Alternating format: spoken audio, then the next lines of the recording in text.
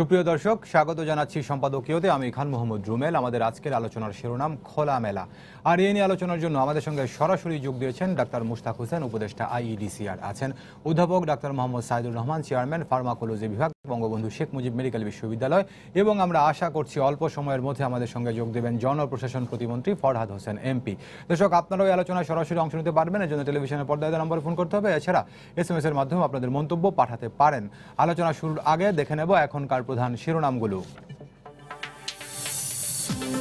করোনায় দেশে একদিনে সর্বোচ্চ 28 জনের মৃত্যু, প্রাণহানি ছাড়ালো 600, নতুন শনাক্ত 1764 জন, কমেছে পরীক্ষা অনুপাতে শনাক্তের হার।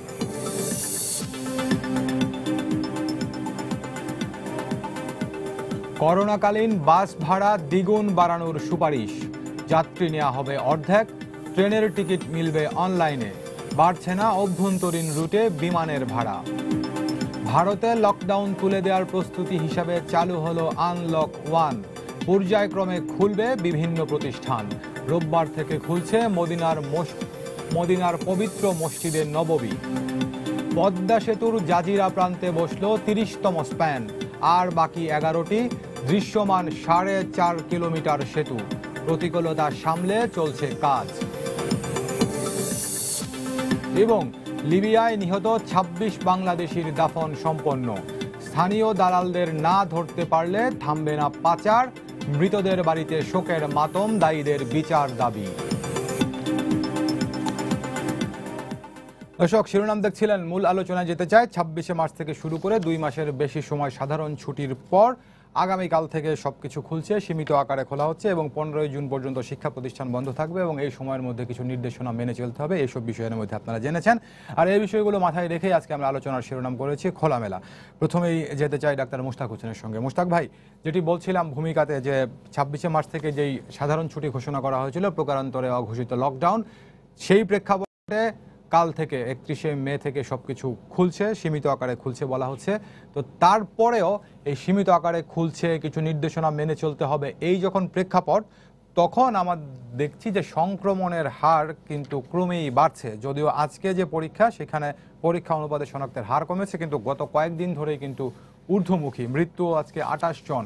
তো সবকিছু মিলিয়ে আমাদের এই সময়টাতে সেই খোলার জন্য আমরা কতটুকু প্রস্তুত?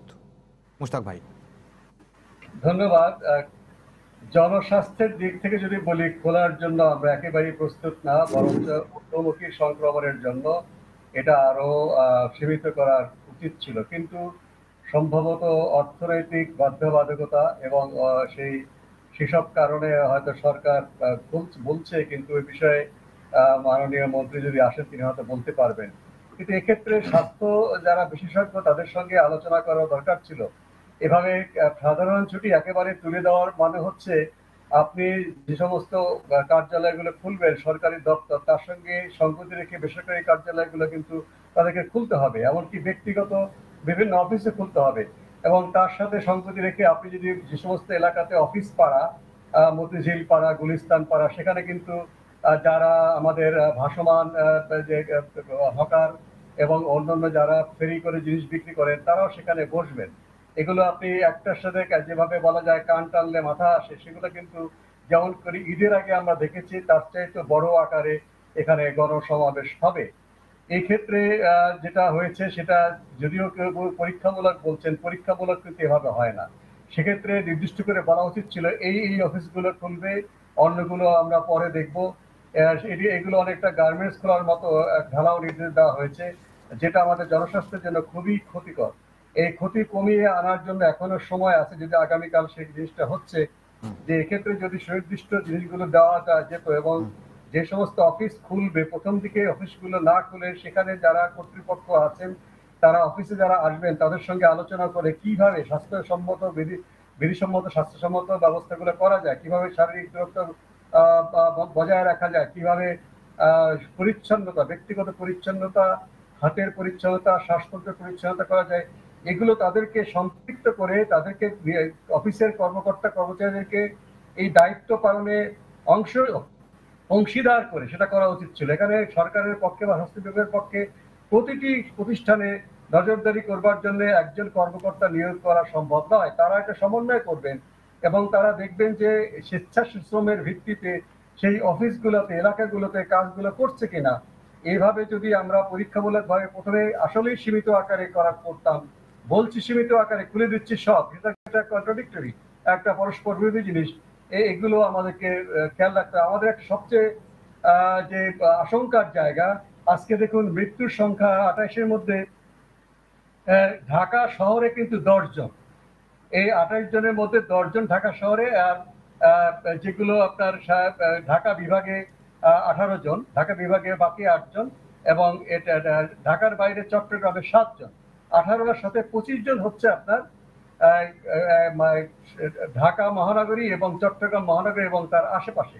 এগুলো আমাদের খুবই একটা অশনি সংকেত দেয় যে এ যাবৎকাল আমি কয়েক জায়গায় বলেছি সংক্রমণটা সারা বাংলাদেশে ছড়ানো ছিটানো ছিল, বিভিন্ন ক্লাস্টারে সীমাবদ্ধ। এখন হঠাৎ করে এই নগর অঞ্চল, ঘনবসতি অঞ্চলে যে সংক্রমণটা হঠাৎ করে বাড়ে, তার সাথে আনুপাতিক হারে যদি মৃত্যুর সংখ্যা বাড়ে, তাহলে কিন্তু একটা নিয়ন্ত্রণের বাইরে চলে যেতে পারে। এখনো পর্যন্ত ক্লাস্টার ভিত্তিক মহামারীকে যদি আমরা এখন একটা ঘনীভূত মহামারীর দিকে ঠেলে দেই, তাহলে কিন্তু এমন জায়গায় চলে যাবে আমরা নিয়ন্ত্রণ করতে পারবো না। এখন যেভাবে আমরা বলছি যে সীমিত আকারে চলছি, সেটা কোনো সীমিত আকারে থাকবে না। কাজে আমার মনে হয় যে নির্দেশনাগুলোর সাথে মানুষকে সম্পৃক্ত করা দরকার, প্রতিষ্ঠানের কর্মকর্তা কর্মচারীদের সম্পৃক্ত করা দরকার, প্রচুর স্বেচ্ছাসেবক দরকার যারা রাস্তায় এই যে ভিড়গুলোকে নিয়ন্ত্রণ করবে। আপনি রাস্তার হকারদেরকে অর্থনৈতিক কর্মকাণ্ড চালাতে বাধা দেওয়াটা খুবই মুশকিল হবে। তাদের জন্য জায়গার শনাক্ত করা, তারা কিভাবে দূরত্ব বজায় রাখবে, অনেকগুলো কাজ। এই কাজগুলো সম্পন্ন না করে আমরা হুট করে খুলে দিলেই কিন্তু অর্থনৈতিক প্রবাহ আসবে না, বরঞ্চ আমাদের জন্য অনেক ঝুঁকি বাড়বে। তার সঙ্গে আরেকটা কাজ যেটা খুবই, আমি হয়তো পরবর্তী পর্যায়ে বলবো, রোগীকে শনাক্ত করে তাকে আইসোলেট করে ট্রিটমেন্ট করা। সংক্রমণের উৎসগুলো যদি আমরা না কমাই, অটোমেটিক্যালি ডায়রিয়া মহামারীর মতো এটা কিন্তু আস্তে আস্তে কমে যাবে না, এটা কিন্তু ছড়াতে থাকবে। সেই ছড়াতে ছড়াতে গোটা বাংলাদেশ ছাড়িয়ে গোটা ভারত, কারণ ভারতের সঙ্গে আমাদের ল্যান্ড বর্ডার আছে। এগুলো কবে যে শেষ হবে এবং বিভিন্ন জায়গায় হঠাৎ করে মহামারী দেখা দেবে উহানের মতো, ক্ষয়ক্ষতি হবে, এত ক্ষয়ক্ষতি বহন করবার মতো বিলাসিতা আমাদের মানায় না। কাজেই আমাদেরকে নিয়ন্ত্রিত ভাবেই চলতে হবে। তাহলে আমরা একদিকে যেন সীমিত কার্যকলাপ চালাতে পারবো, যেখানে সংক্রমণটা কম আছে, যেখানে সংক্রমণটা বেশি আছে সেখানে অবশ্যই কড়াকড়ি ভাবে আমাদের চলাচল সীমিত করতে হবে। জি মোশতাক ভাই, এই প্রসঙ্গ নিয়ে আমি আপনার কাছে আরেকবার আসবো। আমাদের সঙ্গে যুক্ত হয়েছেন মাননীয় প্রতিমন্ত্রী, জনপ্রশাসন মন্ত্রণালয়। মাননীয় মন্ত্রী, আপনাকে এই আলোচনায় স্বাগত জানাচ্ছি। আমরা আলোচনা করছিলাম এই যে আগামীকাল থেকে সবকিছু খুলছে, যে বিষয়টি আলোচনা এখন পর্যন্ত এসেছে যে অর্থনৈতিক দিকটি বিবেচনা করে হয়তো এই খোলার সিদ্ধান্ত, কিন্তু বিশেষজ্ঞরা বলছেন যে অর্থনীতিকে রক্ষার জন্য কিংবা এগিয়ে নেওয়ার জন্য আমরা সেই খোলার সিদ্ধান্ত নিয়েছি। যদি এটি কার্যকর না হয়, অর্থাৎ সংক্রমণের হার যেহেতু এখন পর্যন্ত ঊর্ধ্বমুখী, তাহলে হয়তো অর্থনীতি এগিয়ে নেওয়ার ব্যাপারে আরও বেশি ক্ষতিগ্রস্ত হওয়ার আশঙ্কা রয়েছে। তো এই খোলার আগের সিদ্ধান্তটি নেওয়ার সময় আপনারা এই বিষয়গুলো বিবেচনায় নিয়েছেন কিনা, মাননীয় জনপ্রশাসন প্রতিমন্ত্রী? দেখুন, সরকার সকল মানুষের কল্যাণের জন্য কাজ করে এবং দেশের কল্যাণ, আগামীর ভবিষ্যৎ সবকিছু মিলিয়ে চিন্তা ভাবনা করেই কিন্তু এই সিদ্ধান্ত। বাংলাদেশ আজকে এই যে গ্লোবাল ভিলেজ, এখন আমরা বলছি যে গ্লোবালাইজেশনের যুগ, সেখানে গ্লোবাল ভিলেজের বাংলাদেশ কিন্তু একটা পার্ট। এবং আজকে যখন বিশ্বের, ইউরোপে যখন বিভিন্ন দেশ খুলে দিচ্ছে, যখন এশিয়ার দেশগুলো খুলে দিচ্ছে, যখন আরব বিশ্ব খুলে দিচ্ছে, তখন বাংলাদেশ একা বিচ্ছিন্ন থাকতে পারে না, সেটা খুলতে হবে আন্তর্জাতিক কারণে, অর্থনীতিকে টিকিয়ে রাখার জন্য। আর যেভাবে মানুষ আমরা আমাদের এখানে দেখছি, আমাদের নিজ দেশেও এই প্রায় আমাদের 66 দিন মতো আমরা কিন্তু এই সাধারণ ছুটির মধ্যে কর্মহীন ভাবে মানুষগুলো আছে। এখানে সরকার প্রায় আপনার 6 কোটি মানুষকে বিভিন্ন রকম সহযোগিতা দিচ্ছে, আপনারা দেখছেন। কিন্তু এরপরে আমরা দেখছি যে মানুষজন বাইরে বের হয়ে আসছে এবং তারা বের হয়ে আসছে, তারা ভালো থাকতে চায়, তাদের উপর নির্ভর করতে চায় না এই বিষয়গুলো। তো সেক্ষেত্রে কিন্তু বাস্তবতার নিরিখে আপনার 10 দিন অপেক্ষা করলে, 1 মাস অপেক্ষা করব না 2 মাস না 3 মাস, দেয়ার ইজ নো গ্যারান্টি যে আপনি দেখেন সার্চ ভাইরাসের কোনো প্রতিষেধক বের হয়নি। সার্চ ভাইরাস অটোমেটিক মহান আল্লাহ তাআলা ডিলিট করে দিয়েছেন, চলে গেছে। এইচআইভির এখন পর্যন্ত আপনার কোনো প্রতিষেধক নাই এবং আমাদের বিশ্ব স্বাস্থ্য সংস্থা বলছে আগামী 2 বছরে কোনো কিছু আসবে কিনা এই আপনার কোভিড-19 তার কোনো কিন্তু তারা কিন্তু নিশ্চয়তা দিতে পারছে না। তাহলে কতদিন আমরা এভাবে থাকবো? তাহলে কি আমাদের মাননীয় ভবিষ্যতের মন্ত্রী চিন্তা আমরা ভাবনা মহান করতে আল্লাহ হবে। তাআলা সবকিছু যেহেতু রক্ষা করবেন সেই ভরসায় খুলে দিচ্ছি? না, বিষয়টি তা না। আপনাকে করোনার সাথে বেঁচে থাকতে হবে। আপনার করোনার সাথে আপনাকে টিকে থাকতে হবে।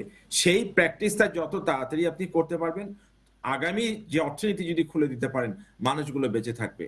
এখন আমাদের চিন্তা করতে হবে যে আমাদের কিন্তু আগামীতেও আমাদের বেঁচে থাকতে হবে। মানুষগুলোকে যাতে করে আমরা ভালো রাখতে পারি সেই চিন্তা ভাবনাগুলো করতে হবে।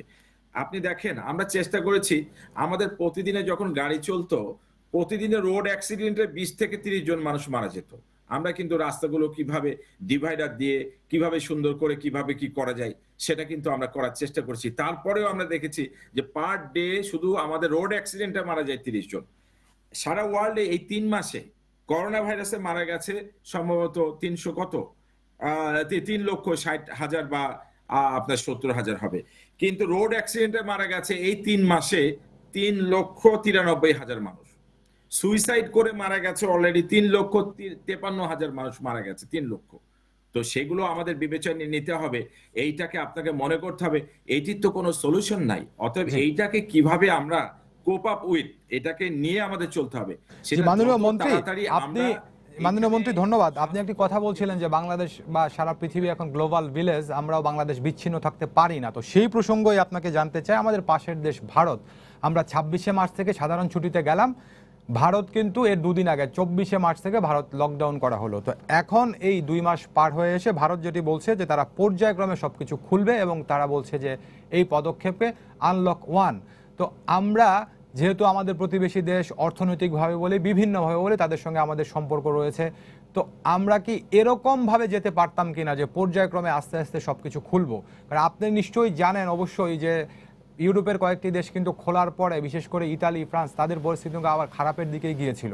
তো এই বিষয়গুলো আপনি বিবেচনা নেবেন কিনা মাননীয় প্রতিমন্ত্রী?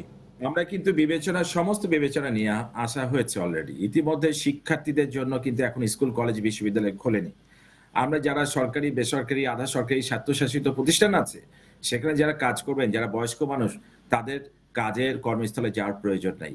যারা অসুস্থ মানুষ তাদের কাজে যাওয়ার প্রয়োজন নাই। তারা বাসা থেকে কাজ করতে যদি পারেন, এখন অনলাইন প্ল্যাটফর্ম আছে সেখান থেকে কাজ করতে পারবেন। অন্তঃসত্ত্বা যে নারী কর্মকর্তা আছেন তাদের কাজে যেতে হবে না। এভাবে কিন্তু আমাদের শর্ত দেওয়া আছে। আমরা এখন যদি শুরু করি, আমরা 20% আমাদের কর্মকর্তা দিয়ে কেবল অফিসটা আমরা চালাতে পারি। আমরা সেভাবে সরকারি পর্যায়ে, বেসরকারি পর্যায়ে প্রত্যেকেই কিন্তু ঘরে থেকে কাজ করার চেষ্টা করছেন। এবং সেখানে আমরা এখন এইভাবে যখন আমরা বয়স্ক, অসুস্থ এবং অন্তঃসত্ত্বার নারীদেরকে আমরা কর্মস্থলে যেতে কিন্তু আমরা বিরত থাকার জন্য কিন্তু বলছি এবং প্রত্যেকেই সেটা মেনে চলবেন। এবং সেক্ষেত্রে আমাদের যেটা হবে স্বল্প পরিসরে 20% অথবা 25% কর্মকর্তা নিয়ে আমরা অল্টারনেটিভ পদ্ধতিতে যতটা কম আসা যায়, কারা আসলে ঝুঁকিপূর্ণ তাদের শনাক্ত করে সেভাবে কিন্তু আমরা অফিসগুলো চালু করব আগামীকালকে থেকে। সেটাই আমাদের পরিকল্পনা এবং জি মাননীয় সেভাবেই মন্ত্রী, আমরা নিয়েছি যে স্বাস্থ্যবিধিটাকে কঠোরভাবে আমরা দেখব। জি আপনাকে ধন্যবাদ, আমাদের সঙ্গে থাকবেন। আবারও আসবো, একটু যুক্ত হতে চাই ডাক্তার সাইদুর রহমানের সঙ্গে, বঙ্গবন্ধু শেখ মুজিব মেডিকেল বিশ্ববিদ্যালয় হাসপাতালের চিকিৎসক, ফার্মাকোলজির চেয়ারম্যান। স্যার আপনি শুনছিলেন যে আলোচনাটা, মোশতাক ভাবে বললেন মাননীয় মন্ত্রী যেটি বলছেন যে আসলে অর্থনীতিকে এগিয়ে নেওয়া এবং জীবিকা, জীবন এবং জীবিকা দুটির মধ্যে সমন্বয়ের বিষয়টি মাথায় রেখেই তারা এই খোলার সিদ্ধান্তটি নিয়েছেন। তারপরে একজন বিশেষজ্ঞ চিকিৎসক হিসাবে যে যুক্তিগুলো মন্ত্রী দিয়েছেন এবং আমাদের সংক্রমণের যে বাস্তবতা এখন, দুটি বিষয় যদি আপনাকে তুলনামূলক আলোচনা করতে বলি তাহলে আপনি কি বলবেন? সাইদুর রহমান স্যার। ধন্যবাদ। মাননীয় মন্ত্রী যে প্রশ্নগুলো এনেছেন এটা যৌক্তিক। বাংলাদেশের মতো একটি অর্থনৈতিক ব্যাকগ্রাউন্ড থেকে তারা এই বিবেচনাগুলো ওনারা করেছেন। কিন্তু বিশ্বতে আসলে যেটা উনি বলেছেন গ্লোবাল ভিলেজ, বিশ্বে এই সিদ্ধান্ত গ্রহণ প্রক্রিয়ার আসলে কতগুলো বিজ্ঞানসম্মত পদ্ধতি আছে। পৃথিবীর বিভিন্ন ইকোনমিক গ্রুপ এবং তার দেশের স্বাস্থ্য কাঠামো এবং সংক্রমণের হার, এই তিনটি বিষয়কে বিবেচনায় নিয়ে পৃথিবীর বিভিন্ন দেশ বিভিন্ন পদ্ধতিতে আসলে এই লিফটিং এর কাজটা করেছে। এখন প্রশ্ন হচ্ছে যে আমরা আসলে লকডাউনটাকে ইম্পোজ করেছিলাম কিনা, সেই প্রশ্নটা আজকে আমরা আলাপ করতে চাই না যখন আগামীকাল লিফটিং এর আলোচনা চলে আসছে। কিন্তু দুর্ভাগ্যজনক ভাবে এটাও সত্য আসলে যে আমরা আসলে লকডাউন ইম্পোজ করাটা আসলে কমপ্লিট লকডাউন ইম্পোজ আমরা কখনোই করে উঠতে পারিনি। তাহলে লিফটিং এর যে কাঠামোগুলো বিশ্বব্যাপী আপনিও উল্লেখ করেছেন রুমেল, যে আসলে পার্শ্ববর্তী দেশ এবং ইউরোপে এটা পর্যায়ক্রমে করা হয়েছে। এবং এই পর্যায়ক্রম সম্পর্কে কিন্তু বিশ্বের বিশদ গবেষণা হয়েছে। পৃথিবীর বিখ্যাত বিজ্ঞানীরা এবং অর্থনীতিবিদরা মিলে আসলে স্বাস্থ্য এবং অর্থনীতির যে কথাটা আপনি বলেছেন, জীবন এবং জীবিকার সুষ্ঠু সমন্বয়ের অজস্র মডেল পৃথিবীতে তৈরি হয়েছে এবং সে মডেলগুলোর পেছনে কাজ করেছে যে ওই দেশের অর্থনীতি কোন ধরনের বিষয়ের উপর নির্ভরশীল, মানে এটা কতটা শিল্প নির্ভর, কতটা সেবা নির্ভর, কতটা কৃষি নির্ভর। এটা হচ্ছে এক। ওটা জিওগ্রাফিক্যাল কাঠামো কেমন, দুই, সেখানে সংক্রমণের ব্যাধিটা কেমন, তিন, এবং সেখানকার স্বাস্থ্য কাঠামো কেমন। এখন প্রশ্ন হচ্ছে বাংলাদেশকে, মুস্তাক ভাই অলরেডি আলোচনা এনেছেন, বাংলাদেশে আসলে এই মডেলগুলোর ক্ষেত্রে যদি বিবেচনা করা হতো কোন কোন বিষয় বিবেচনা আনা প্রয়োজন, বাংলাদেশের অর্থনীতিতে শিল্প হিসেবে কোন শিল্পের অবদান কেমন, এবং যে সেই শিল্পগুলো বাংলাদেশে জিওগ্রাফিক্যালি যেখানে লোকেটেড সেইখানে অসংক্রমণের হার কেমন। আপনারা আজকে সকাল আপনি শুরুতেই বলেছেন সংক্রমণের তীব্রতা মানে হার এখন পিকের দিকে, এরকম একটি সময়ে লিফটিং এই পিকটাকে আরো শার্প করে। প্রশ্ন হচ্ছে এই শার্প পিকের যে ডেথ টোল হবে, আমরা খুবই কম কিন্তু এখন পর্যন্ত আমাদের মৃত্যু হার, কিন্তু আমরা ইতিমধ্যেই জানি, মুস্তাক ভাই বলেছি, চট্টগ্রাম এবং ঢাকা শহরে আমাদের যে স্বাস্থ্য কাঠামো এটা প্রায় এক্সশনের শেষ পর্যায়ে চলে এসছে। আমরা যদি এই হারে সংক্রমণ বাড়তে থাকে, প্রতিদিন যদি কেস বাড়ে, কেস ডিটেকশন কেস বাড়ে, এবং সঙ্গে সঙ্গে এটা সিভিয়ার কেসের সংখ্যা বাড়বে যাদের হাসপাতালে আনতে হবে। আমাদের দেশের স্বাস্থ্য কাঠামোর মূল দুটো বড় শহরে ইতিমধ্যে আমরা জানি যে চট্টগ্রাম শহর থেকে অলরেডি রোগী ঢাকায় আজকে এসেছে, গতকাল থেকে ঢাকায় আসা শুরু হয়েছে। ঢাকা স্বাস্থ্য কাঠামো একেবারে শেষ পর্যায়ে চলে এসছে। এখন যদি আমরা এই লিফটিংটা করি, এটা আসলে পুরো কাঠামোটাকে ধ্বংসের মুখে ফেলে দিবে। অতএব আমরা বলতে পারি যে জীবনের মূল্যে জীবিকা যদি আমরা অর্জন করার রক্ষা করার চেষ্টা করি, এই জীবিকা ভোগ করার লোকগুলোকে থাকতে হবে সুস্থ। অতএব আমি মনে করি পৃথিবীতে যে বিস্তর মডেল আছে আসলে, এবং সেখানে যেটা আপনি বলেছেন আসলে ফেজ 1, 2, 3, 4, কেউ কোনো জায়গায় 3 মডেলে, কোন জায়গায় রেড, আম্বার, ইয়েলো, মানে গ্রিন, অজস্র কাঠামো আছে আসলে দুনিয়ায়, এবং সেই মডেলগুলো যে কোনোটাকে একটু রিস্ট্রাকচার করে, রিডিজাইন করে, দেশের এক্সপার্টদের কনসাল্ট করে বাংলাদেশে আসলে এই লিফটিং প্ল্যান করা ভালো ছিল। আমরা নিশ্চয়ই আমরা আস্থা রাখি যারা মাননীয় মন্ত্রী, ওনারা নিশ্চয়ই এগুলো কনসাল্ট করেছেন হয়তো, কিন্তু আমরা এটা রিফ্লেকশনটা আসলে দেখতে পাচ্ছি না। অতএব আমরা খুব বিনয়ের সঙ্গে বলতে চাই, আমরা এখনো সময় আছে পৃথিবীর বিরাজিত মডেলগুলোর মধ্যে কোনটা বাংলাদেশের জন্য সবচেয়ে অ্যাপ্রোপ্রিয়েট, সেই মডেলটা আমরা চলি।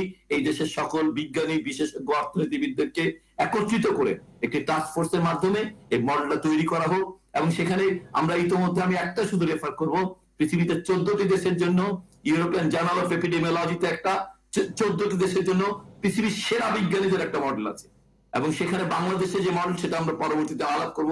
এই মডেলগুলো আসলেই খুবই যুক্তিসঙ্গত হয়ে তৈরি, এবং সেখানে রাষ্ট্র যারা পরিচালনা করেন তারাও সেখানে অন্তর্ভুক্ত আছেন আসলে। জি মাননীয় স্যার, আপনাকে ধন্যবাদ, আমাদের সঙ্গে থাকবেন। মুস্তাক ভাইয়ের সঙ্গে যুক্ত হতে চাই। মুস্তাক ভাই, এর আগের আলোচনা আপনি যেটি বলছিলেন যে এক ক্লাস্টার থেকে, অর্থাৎ যে সংক্রমিত যে ক্লাস্টারগুলো, হটস্পটগুলো, সেখান থেকে যাতে অন্য জায়গায় সংক্রমণটি না ছড়াতে পারে সেই দিকেই নজর দেওয়া উচিত।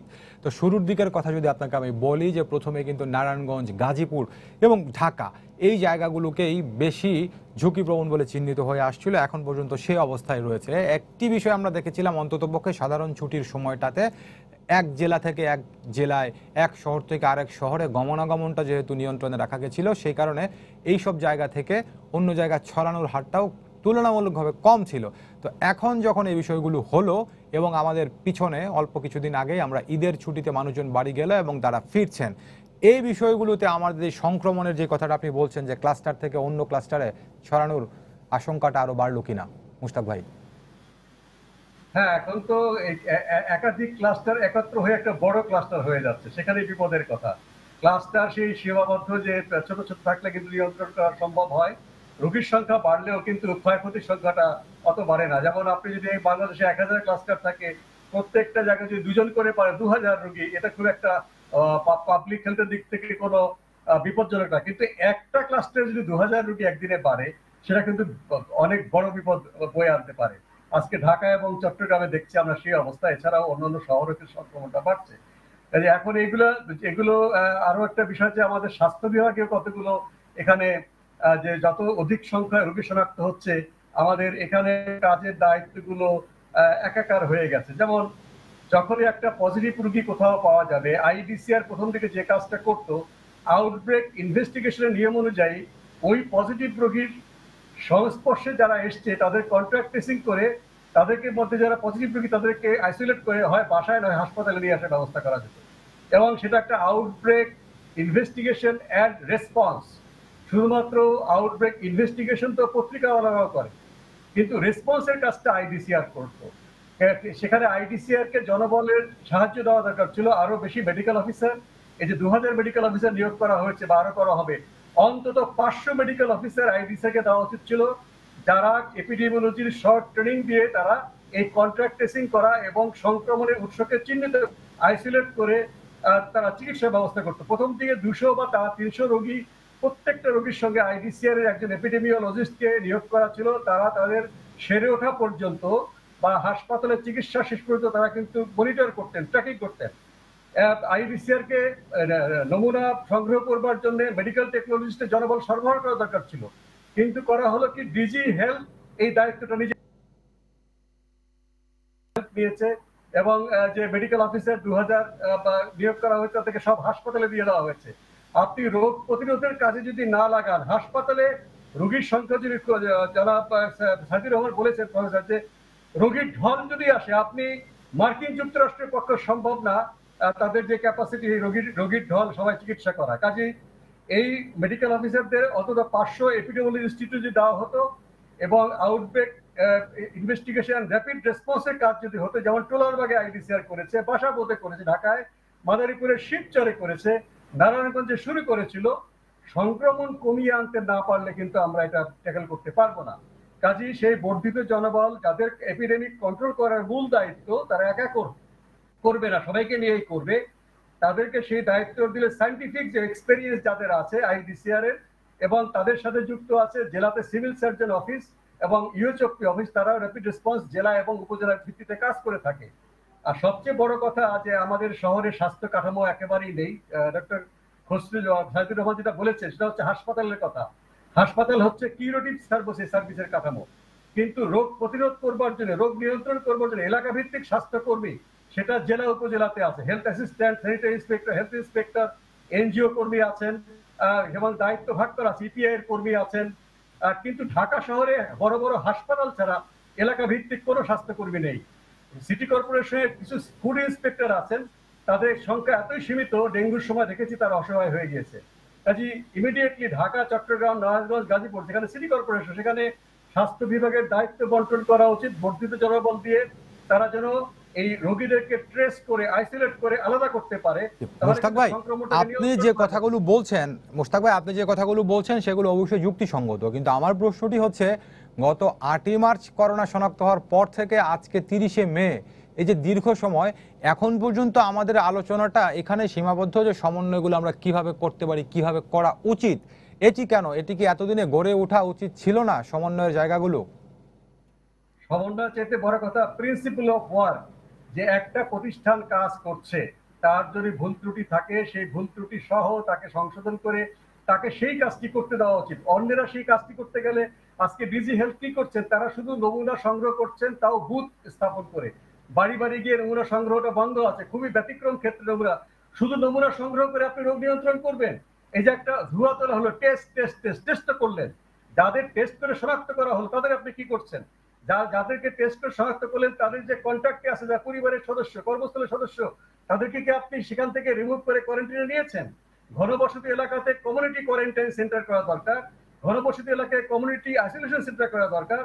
টেস্ট করে ছেড়ে দিলেন, এবং একজন খুব সিনিয়র সদস্য টেকনিক্যাল কমিটি তিনি বলছিলেন যে টেস্ট করে আমাদের কন্ট্যাক্ট ট্রেসিং করা দরকার, কিন্তু টেস্ট করে দেখছি আমরা রোগী ট্রেসিং করা হচ্ছে, যেই রোগী আমাদের নমুনা দিয়ে গেল তাকে খুঁজে পাওয়া যাচ্ছে না।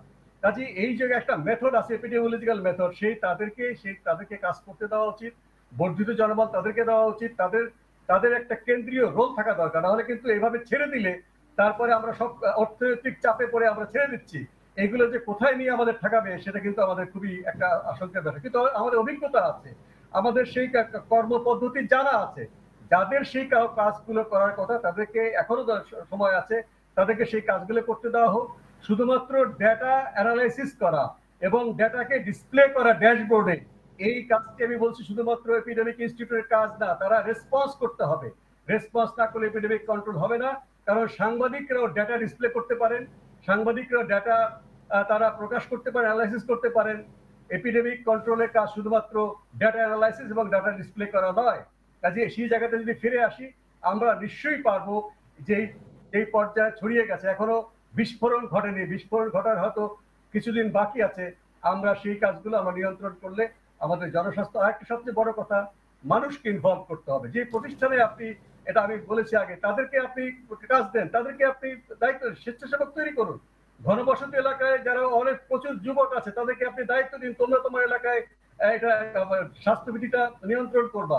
তোমাদের কাজের ক্ষেত্রগুলো যেন স্বাস্থ্যকর বিষয়ে আমরা মেনে চলি, দূরত্ব মেনে চলি, সাবান দিয়ে হাত ধোয়া নিয়মিত করতে পারি, তোমরা দেখভাল করবা। সরকারের পক্ষে সব জায়গায় তো একজন করে পুলিশ, একজন জি মুশতাক ভাই, আপনি যে কথাটি বলছিলেন, দুটি প্রসঙ্গ আমি আপনার কাছে একটু দৃষ্টি আকর্ষণ করতে চাই। একটি কথা বলছেন, যদি কোনো ভুল ত্রুটি থাকে সেগুলো শুধরে কাজ করার সুযোগ দেওয়া উচিত এবং যার কাজ তাকে করতে দেওয়া উচিত। তো ভুল ত্রুটিগুলো কোথায় ছিল এবং যার কাজ তাকে কি করতে দেওয়া হচ্ছে না? আমি তো বললাম, এপিডেমিক কন্ট্রোলের মূল দায়িত্ব হওয়া উচিত এপিডেমিক ইনস্টিটিউট, সেটা এখন চলে গেছে ডিজি হেলথের হাতে। এপিডেমিক ইনস্টিটিউটকে বলা হচ্ছে তোমরা শুধু ডাটা অ্যানালাইসিস করে ডাটা ডিসপ্লে করবা ড্যাশবোর্ডে, আর কোয়ালিটি কন্ট্রোলের কাজ করবা ল্যাবরেটরি। ঠিক আছে, অবশ্যই কোয়ালিটি কন্ট্রোল করা একটা খুবই জরুরি কাজ ল্যাবরেটরি, কিন্তু ল্যাবরেটরি নমুনা সংগ্রহ করা এবং পরীক্ষা করা এপিডেমিক কন্ট্রোলের প্রধান কাজ হতে পারে না।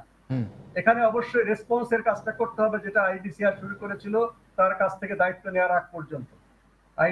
কিন্তু আইডিসিআর কি কোথাও কোনো ভুল ছিল? আপনি যেটি বলছিলেন যে ভুল থাকলে সংশোধন করে কাজ করার সুযোগ দেওয়া উচিত, আইডিসিআর এর ভুল কি কোথাও ছিল, কিংবা থাকলে কোথায় কোথায় ছিল? ভুল হলো আইডিসিআর এর যে ক্যাপাসিটি ছিল, সেই ক্যাপাসিটির অনেক বেশি কাজ আইডিসিআর এর উপর তার দায়িত্ব নিয়েছিল। সেখানে বর্ধিত জনবল দরকার ছিল, সেই বর্ধিত জনবল না নিয়ে আইডিসিআর যে সীমিত সংখ্যক জনবল, সেই জনবল দিয়ে এত বড় কাজ করতে গিয়ে অনেক সমস্যা হয়েছে। যেমন স্যাম্পল কালেকশন এবং রেজাল্ট দেওয়া।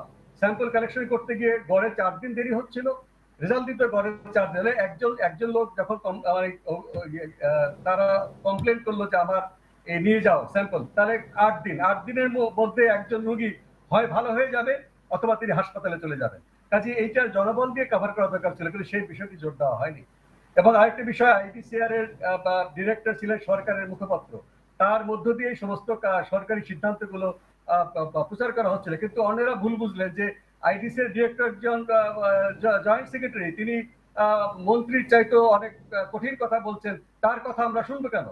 বিশেষ করে হাসপাতালে যারা দায়িত্বে ছিলেন, ক্লিনিক্যাল কাজগুলো করছেন, তারা কিছুতেই এটা মেনে নিতে পারছিলেন না। এপিডেমিওলজি ইনস্টিটিউটের প্রধান তাদেরকে নির্দেশ দিচ্ছেন, নির্দেশ তো নয়, তিনি সরকারের সিদ্ধান্তগুলো সেগুলো তিনি বলছিলেন। সেখানেও কিন্তু অ্যাপ্রোচের হয়তো কোনো রকম সমস্যা ছিল। কাজে এই বিষয়টি, এটা আমি মনে করি এই দুটো জিনিস একটা সমস্যা ছিল আইডিসিআর এর সঙ্গে। এবং ল্যাবরেটরি টেস্টিং করবার জন্য হাসপাতালের একটা চাপ ছিল যে আমাদের রোগীর টেস্টিং করার দায়িত্বটা আইডিসিআর নেই, যদি অথবা আইডিসিআর এর দায়িত্বটা আমাদেরকে ছেড়ে দিই। সেখানে কিন্তু ডব্লিউএইচওর একটা ডিরেকশন ছিল, কোন একটা নতুন মহামারী যদি হয়, অন্তত পক্ষে সেই মহামারীর প্রকৃতি বোঝার আগ পর্যন্ত প্রথম 200টা রোগী সেই এপিডেমিওলজি ইনস্টিটিউট করবে। 200টা রোগী হয়ে যাওয়ার পর যখন ছড়িয়ে পড়বে, তখন হাসপাতালগুলোতে আপনার সেই টেস্টিং ফ্যাসিলিটিস গুলো দেওয়া দরকার। কিন্তু বাংলাদেশে 100 রোগী হওয়ার আগে হাসপাতালগুলোতে একটা চাপ সৃষ্টি হলো খুব যুক্তিসঙ্গত কারণে, যে কোনো রোগী যাক না কেন, তার যদি করোনা টেস্ট করা না হয়, ডাক্তার সাহেবরা চিকিৎসা করতে পারছিল না, সংক্রমণ ছড়িয়ে পড়ছিল, আর পিপিই নিয়ে তো একটা কেলেঙ্কারি হয়ে গেল। কাজে হাসপাতালের চাপটা, এই 200 রোগী পর্যন্ত আইডিসিআর একাই টেস্ট গুলো করবে, তার এপিডেমিওলজিক্যাল ক্যারেক্টারিস্টিক দেখবে, তার ভাইরোলজিক্যাল ক্যারেক্টারিস্টিক দেখবে, যেটা ইনফ্লুয়েঞ্জার সময় হয়েছিল, সোয়াইন ফ্লুর সময়, সেটি অপেক্ষা করার সময় ছিল না। আমাদের 50টা রোগী শনাক্ত হওয়ার আগেই হাসপাতালগুলোতে সেই ল্যাবরেটরি টেস্টিং এর চাপটা ছিল। সরকার সঠিকভাবে সেই কাজটি করেছেন, খুব দ্রুত টেস্টিং ফ্যাসিলিটি সব হাসপাতালে দিয়েছেন, সবগুলো না হলে বড় বড় হাসপাতালে। সেখানে আইডিসিআর সাথে একটা গ্যাপ তৈরি হয়েছে, মনে হয়েছে আইডিসিআর একাই সমস্ত টেস্ট করতে চায়, অথচ এই এত বড় মহামারী, সমস্ত হাসপাতালে রোগীরা আসছে, তাদের টেস্ট করার ক্যাপাবিলিটি আইডিসিআর এর নেই। এবং এখন যেটা হচ্ছে যে কমিউনিটি থেকে রোগী সংক্রমণ যে চিহ্নিত করতে হবে, কমিউনিটিতে আমাদের টেস্ট করতে হবে, তবে সেই ক্ষমতাও কিন্তু আমাদের কমে যাচ্ছে। হাসপাতালে যারা রোগী ভর্তি হবেন তাদেরকেই টেস্ট করার জন্য আমাদের এই ক্ষমতাটা প্রিজার্ভ করা উচিত। কমিউনিটিতে সংক্রমণ নিয়ন্ত্রণ করবার জন্য সেই টেস্টিং এর চাপটা ছিল, এটা নিয়ে একটা ভুল বুঝাবুঝি। মুশতাক ভাই ধন্যবাদ, থাকবেন আমাদের সঙ্গে, আবার আসবো আপনার কাছে। একটু যুক্ত হতে চাই অধ্যাপক ডাক্তার সাইদুর রহমানের কাছে। সাইদুর রহমান স্যার, মুশতাক ভাই যে আলোচনাতে আমি যদি এতটুকু বুঝে থাকি, সেটি হচ্ছে যে দূরত্ব এবং সমন্বয়ের অভাব কোথাও কোথাও, এই বিষয়গুলো এখনও রয়ে গেছে। এবং গত যে 8ই মার্চের পর থেকে যে 2.5-3 মাস সময়, এই আলোচনাটা কিন্তু বিভিন্ন সময় আসছে, যে সমন্বয়হীনতা রয়েছে কিনা কিংবা সমন্বয় আছে কিনা, দূরত্ব আছে কিনা, এই বিষয়গুলো আমরা কেন 3 মাস কিংবা তার বেশি সময়ের মধ্যে কাটিয়ে উঠতে পারলাম না? আপনার কি মনে হয়? চিকিৎসা খাতের সঙ্গে ভালোভাবে জড়িত আছেন আপনি, ডক্টর সাইদুর রহমান। কাটিয়ে উঠতে না পারার প্রশ্নটা খুব যুক্তিসঙ্গত, কিন্তু আমি মনে করি আগামীকালকে যে অবস্থা আমরা আজকে দাঁড়ানো, এই প্রশ্ন আলোচনা করাটা আসলে খুব প্রাসঙ্গিক না। যখন আমরা লকডাউন লিফটিং এর দোরগোড়ায় দাঁড়িয়ে আছি এবং আমরা বিবেচনা করছি আসলে যে লিফটিং কে কোন পরিকল্পনার অধীনে করলে সর্বনিম্ন ক্ষতির বিনিময়ে অর্থনৈতিক পুনর্জাগরণ সম্ভব, এরকম একটা প্রেক্ষাপটে গত 3 মাসের অভিজ্ঞতা একটা ইনহাউস আলোচনা হতে পারে। কিন্তু এই মুহূর্তের বিবেচ্য বিষয় হচ্ছে কি ধরনের পরিকল্পনার আওতায় লকডাউন লিফটিং হবে, এবং সেই লকডাউন লিফটিং এ ট্রেড অফটা যে হবে স্বাস্থ্যের সঙ্গে বা মানুষের জীবনের সঙ্গে জীবিকার যে ট্রেড অফটা হবে, এই ট্রেড অফটা যেন বাংলাদেশ এফিশিয়েন্টলি করতে পারে। আমাদের তাদের আগের এই ট্রেসিং, হাসপাতালে ফ্যাসিলিটিস বাড়ানো, পিপিই, আমাদের ভেন্টিলেটর, অক্সিজেন, এগুলো আলোচনা হবে নিশ্চয়ই, এগুলো গুরুত্বপূর্ণ আলোচনা। কিন্তু মূল এখনকার ফোকাস হওয়া দরকার, সমস্ত মনোযোগ চলে আসা দরকার এই ব্যাপারটায় যে একটি সঠিক পরিকল্পনা। আগের ওইগুলো অবশ্যই বিবেচ্য বিষয়, এবং এই পরিকল্পনায় দুটো জিনিস আসলে, ট্রেড অফটা কিসের সঙ্গে? জীবনের সঙ্গে অর্থনীতির। প্রশ্ন হচ্ছে এই ট্রেড অফটা যত সাকসেসফুলি করতে পারবো, আমাদের পৃথিবীতে যতগুলো আমি যে মডেলগুলোর কথা বলছিলাম, এখানে এটা সায়েন্টিফিক বেসিস আছে আসলে। একটা মুস্তাক ভাই এখানে আছেন, ওনারা মাননীয় মন্ত্রী মহোদয় জানেন নিশ্চয় যে আর নট, মানে যতক্ষণ ট্রান্সমিশন রেট 1 অথবা তার নিচে এসেছে, তার আগে লিফটিং সবগুলো দেশকেই ভয়াবহ দুর্যোগে ঠেলে দিয়েছে। আমরা এখন পর্যন্ত, মুস্তাক ভাই যে বলেছেন, আমরা আমাদের দেশের সকল প্রতিষ্ঠানের সম্মান রেখে বলছি, আমরা এখন পর্যন্ত আর নট টুকু ক্যালকুলেট করে উঠতে পারিনি। না পারলে যেটা অসুবিধা হয়, মানে আমি বলছি যে বিজ্ঞান একটা, যদি এটা আমরা ক্যালকুলেট করে বলতে না পারি, আমরা আসলে টাইমটা বের করতে পারিনি। সেজন্য আসলে এটা 26শে মার্চ থেকে 30শে জুন, এটা কোনো সায়েন্টিফিক ক্যালকুলেশনের ভিত্তিতে আসলে তৈরি হয়নি। 31শে জুন যে 31শে মে যে লিফটিংটা হবে, আমরা এখনো জানি না আমাদের কত আর নট। আমরা যদি 2-একটা উদাহরণ জানি বিভিন্ন দেশের, প্রত্যেকের আর নট, যাদের 1-এর নিচে যারা উত্তোলন করেছিল তারা উঠাটা 1 সপ্তাহের মধ্যে সেগুলো আবার ফেরত যাওয়া শুরু হয়েছিল, আর যারা 1-এর উপরে তাদের তো অবস্থা ভয়াবহ হয়েছে আর যখন লিফটিং করেছে তারা। এবং আমরা যতদূর জানি সর্বশেষ ক্যালকুলেশনে ভারতে এটা 5-এর কাছাকাছি ছিল আর নট। মানে আমরা যদি তার কাছাকাছি অবস্থায় থাকি আর নট, কারণ যেভাবে গ্রো করতেছে ট্রান্সমিশন রেট যদি 5 বা 4-এর কাছাকাছি আমরা থাকি, আমরা এই লিফটিং করলে এটাতে স্প্রেড করবে আরো ভয়ঙ্কর হারে। অতএব তখন আসলে অর্থনীতির কথা বিবেচনা করে আমরা করব বটে, কিন্তু জীবনের এবং মানুষের মরবিডিটির যে পরিমাণ এক্সপেন্সেস হবে, একটা লোক 14 দিন ঘরে যদি আটকে থাকে অসুস্থ অবস্থায়, সেটার তো একটা ইকোনমিক ইম্প্যাক্ট আছে। অতএব এই ক্যালকুলেশনটা মরবিডিটি এন্ড মর্টালিটির calculation in terms of economic growth, এই দুটোকে দুই এন্ডে ফেলে হিসাবটা যদি সঠিক না হয়, কোভিডটা একদিন না, মাননীয় মন্ত্রী সঠিকভাবে বলেছেন, কোভিড এর সঙ্গে পৃথিবীর মানুষকে বসবাস করতে হবে। অতএব এই বসবাস করার জন্য এই কোভিড হ্যান্ডলিংটা যদি ভুল হয়, তাহলে তো আসলে আমরা বসবাসের অযোগ্য হয়ে উঠবো। জি, ধন্যবাদ স্যার, আমাদের সঙ্গে থাকবেন। মাননীয় মন্ত্রীর সঙ্গে যুক্ত হতে চাই। মাননীয় মন্ত্রী, এর আগে আপনি যেটি বলছিলেন যে এই যে খোলা হচ্ছে, যে স্বাস্থ্যবিধিগুলো রয়েছে সেগুলো কঠোরভাবে যাতে মানা হয় সে ব্যবস্থা আপনারা নেবেন। প্রশ্নটি হচ্ছে 26শে মার্চ থেকে আমরা যে সাধারণ ছুটির মধ্যে থাকলাম, তখন যে স্বাস্থ্যবিধি সব বিভিন্ন নির্দেশনা সেগুলো যথেষ্ট পরিমাণে মানানো যায়নি কিংবা মানুষজনকে মানতে দেখা যায়নি। তো এই প্রেক্ষাপটে বিশেষজ্ঞরা বলছেন যে সময়টা আমরা ছুটি ঘোষণা করলাম, সেই ছুটির সময়টা যদি আমরা যথাযথভাবে মানুষজনকে মানাতে পারতাম, তাহলে হয়তো 2 মাস বা এতদিনে আমাদেরকে ছুটিতে থাকতে হতো না। তো এখন সেই সাধারণ ছুটির সর্বোচ্চ ফলটা যখন আমরা নিতে পারিনি, এই প্রেক্ষাপটে খুলে দিয়ে পরে মানুষজনকে আমরা কতটুকু স্বাস্থ্যবিধি মানাতে পারবো বলে আপনি মনে করেন মাননীয় মন্ত্রী? দেখুন, স্বাস্থ্যবিধি অনুযায়ী যে মানাতে পারেনি এটা পুরোপুরি না। আপনি দেখেছেন যে আমি বলি সবসময় যে 2019 সালের আপনার এই যে 30শে মে আর 2020 সালের 30শে মে, সেখানে যে চিত্রটা ঢাকা শহরের ফার্মগেটের চিত্র অথবা গুলিস্তানের চিত্র এক নয়। যে আমাদের ঘনবসতিপূর্ণ একটি দেশ, ছোট্ট আকারের একটি দেশ, সেই দেশে মানুষগুলো ঘরে ছিল এবং দেখা গেছে যে কোথাও আপনার 90%, কোথাও 95%, কোথাও 85% লোকজন কিন্তু মাস্ক পরেছে। আমরা ঈদে সেটা দেখেছি। তো সেটা কিন্তু করেছে। তো কিন্তু আমাদের এখনো যেটা আছে যে স্বাস্থ্যবিধি মানে না, বা তাচ্ছিল্যতা আছে বা অবজ্ঞা আছে, সেগুলো আমরা দেখতে পাচ্ছি। এবং এই কারণেও কিন্তু সংক্রমণ বেড়েছে। আমরা বলেছি যে যেগুলো হটস্পট আছে, আমরা দেখছি 85% যে ইনফেক্টেড লোকের সংখ্যা হচ্ছে ঢাকাতে, গাজীপুরে, নারায়ণগঞ্জ এবং চিটাগংয়ে। আর 15% মানুষ কিন্তু দেশের অন্য জায়গাতে আছে। আজকে আমাদের জাতীয় স্বাস্থ্য কমিটির মিটিং ছিল। সেখানে আমাদের স্বাস্থ্যমন্ত্রী সহ স্বাস্থ্য সচিব এবং আমাদের পররাষ্ট্রমন্ত্রী, স্বরাষ্ট্রমন্ত্রী থেকে শুরু করে বাণিজ্য মন্ত্রী এবং আমাদের ত্রাণ দুর্যোগ প্রতিমন্ত্রী সহ বিভিন্ন মন্ত্রণালয়ের সচিববৃন্দ কিন্তু সেখানে উপস্থিত ছিলেন। তো সেখানে আমাদের বিস্তারিত আলোচনা হয়েছে। এগুলোর প্রেক্ষাপটে সেখানে পুলিশের আইজিপি সাহেব তিনি বক্তব্য দিয়েছেন। সেখানে ডিজিএফআই এর ডিজি এবং এনএসআই ডিজি তারা সকলে উপস্থিত ছিলেন। আমাদের কোথায় কি অবস্থা এবং এই আলোকে আমরা যে কালকে স্বল্প পরিসরে খুলবো, সেখানে এগুলো নিয়ে কিন্তু আমরা সমস্ত আলাপ আলোচনা করেছি এবং সেখানে কোথায় কি ধরনের আমাদের এখন স্টেপগুলো নিতে হবে এবং আমাদের এই যে সংক্রমণ যাতে না বাড়ে সেজন্য কি করতে হবে আমরা বিস্তারিত আলোচনা করেছি।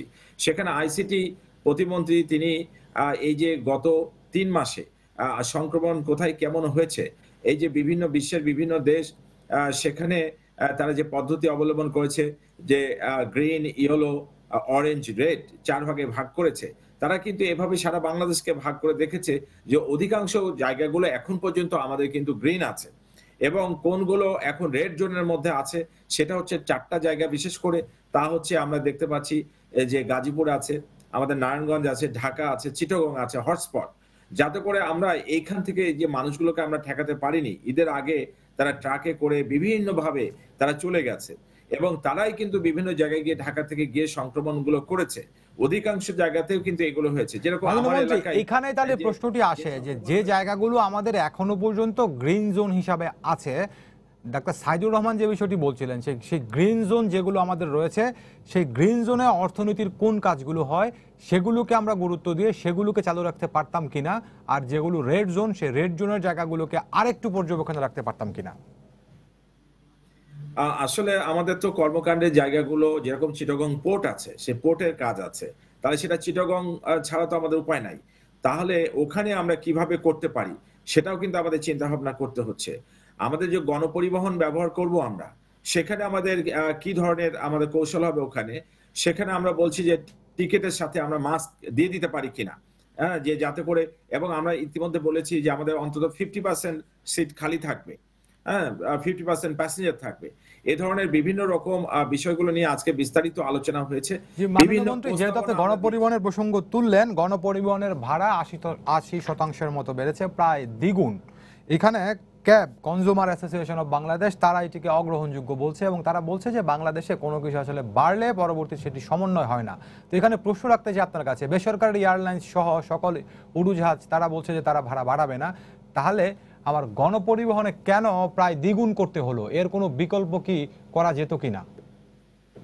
আসলে তো বাস্তবতার নিরিখে যেটা আছে, একটা গণপরিবহন আর যেটা আমরা জানি যে যেগুলো প্লেন, তাদের ভাড়ার যে পার্থক্যটা আছে, এখানে গণপরিবহনের তেলের খরচ বা তাদের যে এটা পরিচালনা ব্যয় আছে, অন্তত সেটুকু তো তাদের দিতে হবে যাতে করে শ্রমিকরা বেতনটা নিতে পারে, ড্রাইভারকে বেতন দিতে পারে, এবং সেটুকু একটা ব্যাপার আছে। তো এখন তো সকলকে কিন্তু বাইরে আসার প্রয়োজন নাই। আমাদের নিষেধাজ্ঞা কিন্তু আমরা রেখে দিয়েছি, আমাদের অযথা বাইরে বেরোবে না, ঘরে অধিকাংশ লোকজন থাকবে, যারা অসুস্থ, যারা বয়স্ক, যারা অন্তঃসত্ত্বা নারী তারা অফিসে আসবেন না, এবং সেক্ষেত্রে রাত 8টার পরে কেউ বাইরে বেরোবেন না। এই নিষেধাজ্ঞাগুলো কিন্তু রয়ে গেছে এবং আমরা কিন্তু সব কর্মকাণ্ড অত্যন্ত সীমিত পরিসরে, আমাদের স্কুল কলেজ ইউনিভার্সিটি গুলো বন্ধ আছে এখনো।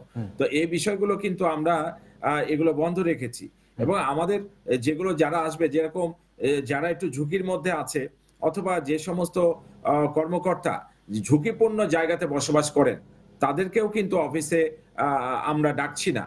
আমাদের যে ব্যবস্থাপনা আমরা করছি যাতে করে অত্যন্ত কম সংখ্যক মানুষকে দিয়ে আমরা কার্যক্রম আমরা চালাতে পারি, সেটা আমাদের এইটা এই 15 দিন আমরা দেখতে চাই। এর মধ্যে আমাদের অনেকগুলো সুপারিশ আছে, যেরকম অধিকাংশ মানুষ বাসাতে ট্রিটমেন্ট নিচ্ছে। আসলে যেহেতু আপনি জানেন যে এর তো সে ধরনের কোনো ইফেক্টিভ ট্রিটমেন্ট এখন পর্যন্ত আমাদের হাতে নাই। আমাদের যাদের এইটাকে 4টা ভাগে আমরা ভাগ করেছি, যে মাইল্ড, তারপর মডারেট, সিভিয়ার এবং ক্রিটিক্যাল।